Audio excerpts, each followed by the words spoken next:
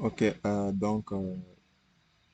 bonjour à vous. Je suis très heureux de vous retrouver dans cette capsule vidéo. Ok, donc pour ceux qui ne l'ont pas encore fait, je vous invite à vous abonner, ok, à vous abonner et d'activer la cloche de notification. Vous connaissez la chanson pour ne pas rater donc mes prochaines vidéos. Bien, donc ici nous sommes dans cette vidéo, nous allons traiter un petit exercice sur l'étude des fonctions. D'accord, c'est l'exercice numéro un. Ok, il y aura beaucoup d'exercices comme celui-là, un peu plus complexe, d'accord? Mais pour l'instant, on va faire ce petit exercice donc d'initiation. Donc, étude de fonction exercice un. F de x égale à 2x plus cosinus x sur x plus un. La première question, on nous demande de déterminer l'ensemble de définitions. C'est comme si on nous demandait de déterminer le domaine de définition en fait. Donc, la deuxième question nous dit calculer les limites de f à gauche et à droite de moins un, puis interpréter. D'accord? Bien, lorsqu'on parle de l'interprétation ici, ça veut tout simplement, euh, en fait, ici, on doit tout simplement parler des asymptotes. OK? On doit tout simplement parler des asymptotes. Donc, 3a, on nous dit ici montrer que pour tout x supérieur, oui, pour tout x supérieur à moins un, on a f de x, on a 2x moins un sur x plus un supérieur, pardon, inférieur ou égal à f de x qui est inférieur ou égal à 2x plus un sur x plus un. Et la question 3b, on nous dit calculer alors la limite quand x tend vers moins l'infini de f, puis interpréter. Je rappelle que l'interprétation ici, ça, on parle des lignes, des asymptotes verticales, horizontales, obliques, etc. Donc, 4, on nous dit étudier la position relative de CF, donc de la courbe de f par rapport à la droite, donc par rapport à delta, donc delta d'équation y égale à 2. Et la dernière question, on nous dit calculer limite de f en moins l'infini. OK? D'après corrigetecours.com. Bien. Donc, on va commencer avec, voilà, donc on va commencer avec la résolution. OK? Donc, on va commencer avec la résolution. Donc, f de x égale à 2x plus cosinus x plus un sur x. Donc, la première question, c'est le domaine de définition. Donc, 1, x appartient à l'EDF si et seulement si x plus 1 différent de 0. Donc, c'est un quotient. Donc, je vais tout simplement mettre le dénominateur ici. Voilà, donc différent de 0. Donc, x plus 1 différent de 0, ce qui implique que x soit différent de moins 1. Donc, le domaine de définition est donc égal à tous les nombres réels sauf moins 1. Donc, x, donc DDF égale à r privé de 1. La deuxième question, on nous dit les limites à gauche et à droite de moins un. Donc, qu'est-ce que ça veut donc dire? OK, donc, les limites à gauche et à droite de moins un. Bien, limite de f de x quand x tend vers moins un. Donc, d'une manière générale, d'accord, je vais d'abord généraliser la situation. Je vais généraliser. Donc, donc la limite quand x tend vers moins un de f de x, ce qui est égal à la limite donc du numérateur et du dénominateur que je vais remplacer par moins un, d'accord? Donc, la limite quand x tend vers moins un de 2x plus cosinus x. Et ensuite, je vais remplacer ici par moins un, d'accord?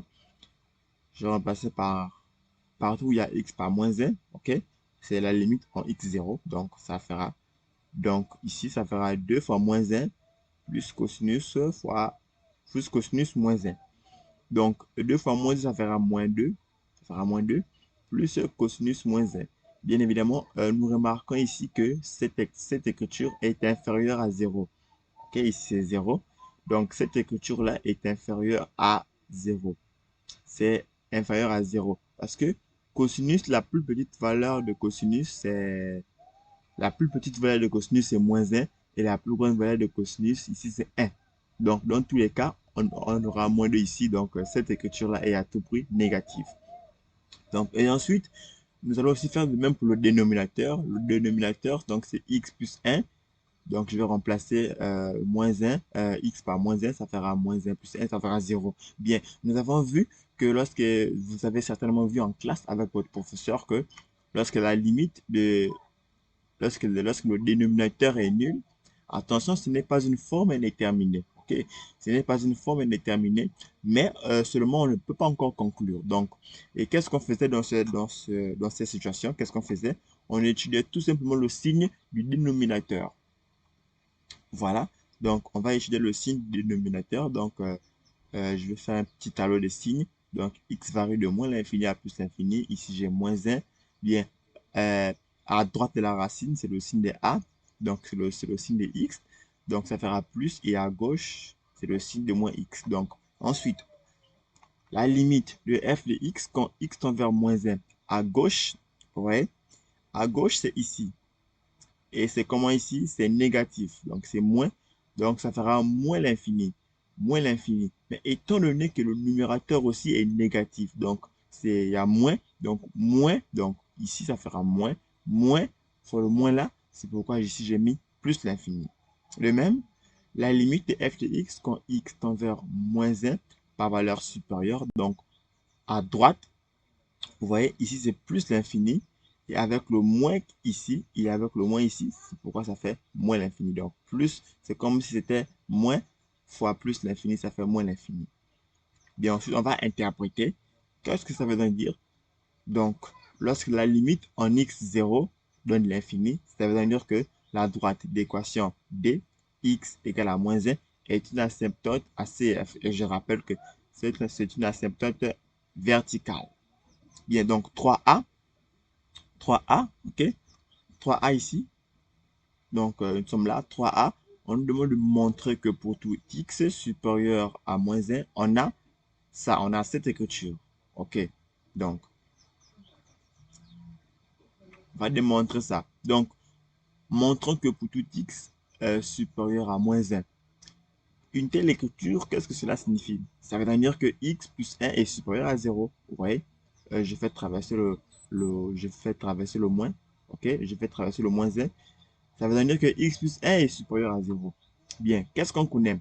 En trigonométrie, nous avons vu, vous avez certainement vu ça avec votre professeur en classe. Donc, vous avez vu que cosinus varie entre moins 1 et 1.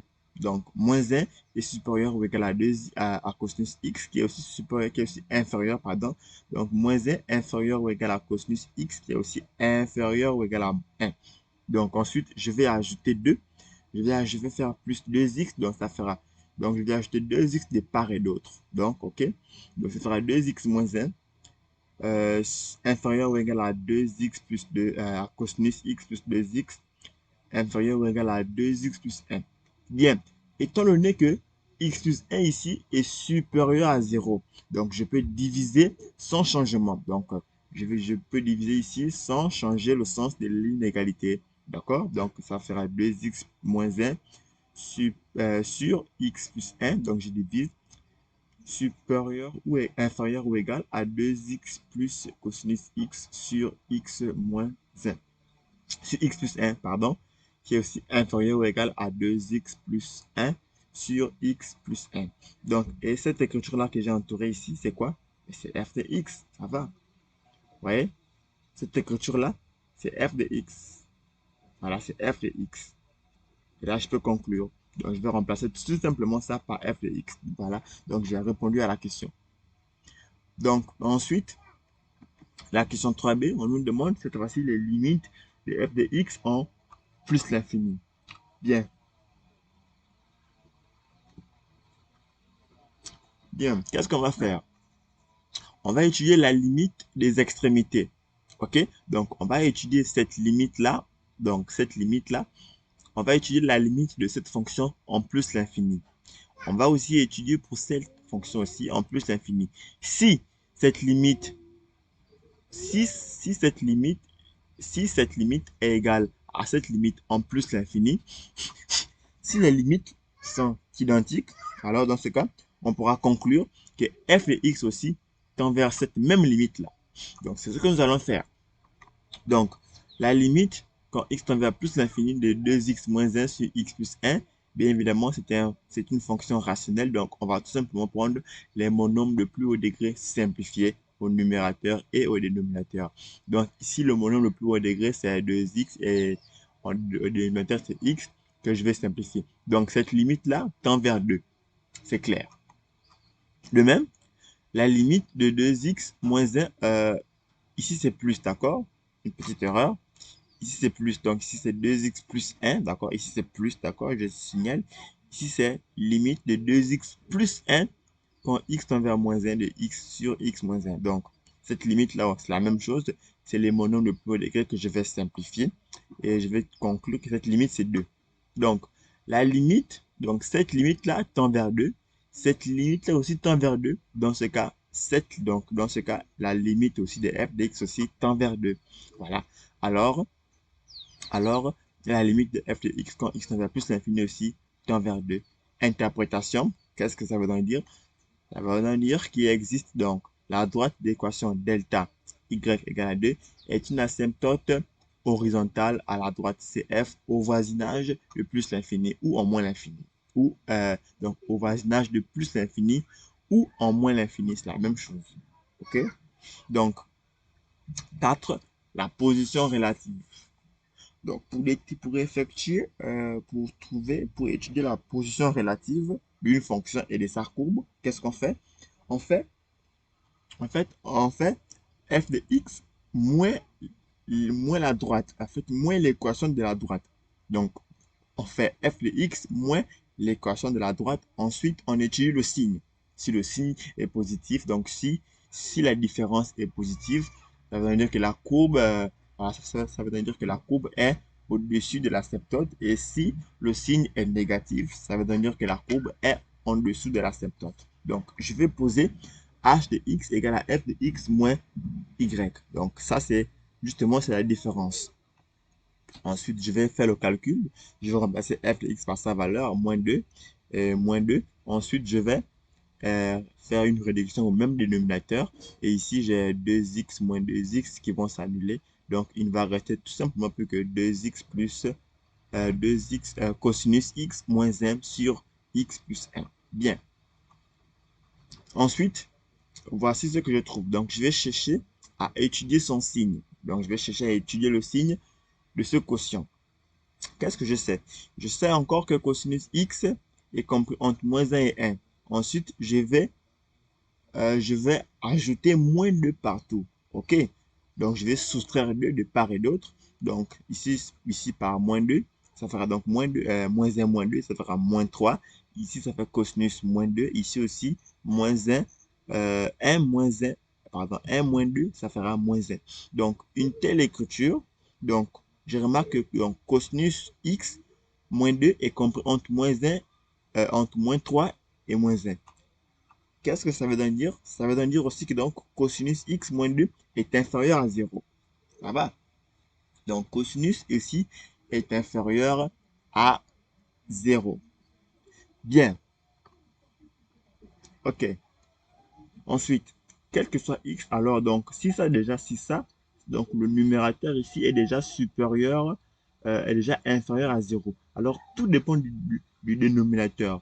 Mais souvenez-vous, euh, en haut, un peu plus haut, j'avais déjà étudié son signe. D'accord? Donc, j'avais déjà étudié le signe du dénominateur. Donc, quel que soit x appartenant à moins l'infini 1, h de x, donc cette différence-là, sera supérieure à 0.